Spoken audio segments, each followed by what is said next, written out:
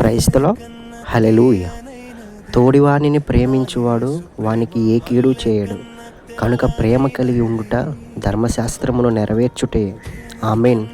పునీత పౌలు గారు రోమీలకు రాసిన లేఖ 13వ అధ్యాయము 10వ వచనం.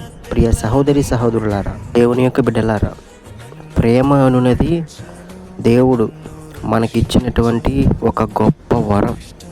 తల్లిదండ్రుల ప్రేమ, భార్యాభర్తల ప్రేమ, అన్నదమ్ముల ప్రేమ, అక్క చెల్లెండ్ర ప్రేమ, ఇంకా అనేక రక్త సంబంధుల ప్రేమలను దేవుడు మనకు వరంగా ఇచ్చాడు. కాబట్టి మనము ఒకరిని ఒకరము ప్రేమించుకుందాం. మన ప్రేమలో ఎలాంటి స్వార్థము లేకుండా ప్రేమించుకోమని దేవుడు చెప్తూ ఉన్నాడు.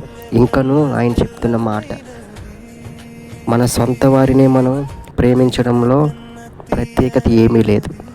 మనల్ని ద్వేషించే వారిని కూడా ప్రేమిస్తే మనము దేవుని చట్టాన్ని నెరవేర్చిన వారిగా, మనము దేవుని ప్రేమను కలిగి ఉన్నవారిగా మనము గుర్తించబడతాము.